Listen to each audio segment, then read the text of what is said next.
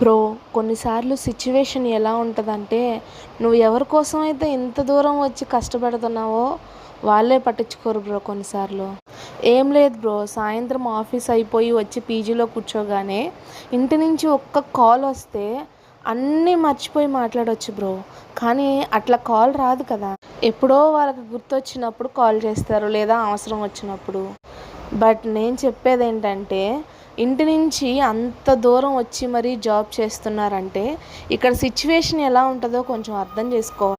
ఇంట్లో వాళ్ళు కాకపోతే ఇంకెవరు అర్థం చేసుకుంటారు? కనీసం ఇక్కడ బయట తిన్నావా, ఏం తిన్నావు అని అడిగే వాళ్ళు కూడా ఎవరు ఉండరు. నాకు అనిపిస్తూ ఉంటుంది, ఎందుకు నేను ఇంత దూరం వచ్చి ఇక్కడ కష్టపడుతున్నాను ఎవరి కోసం అని. ఎవరి కోసం కష్టపడుతున్నానో వాళ్ళేమో గుర్తించరు కదా. నేనేం చేయమని అడగట్లేదు, జస్ట్ ఒక కాల్ చేసి, పొద్దున ఒకసారి సాయంత్రం ఒకసారి కాల్ చేసి, ఏంటమ్మా ఆఫీస్కి వెళ్తున్నావా, ఎలా ఉన్నావు అని అడిగితే ఏం పోయింది?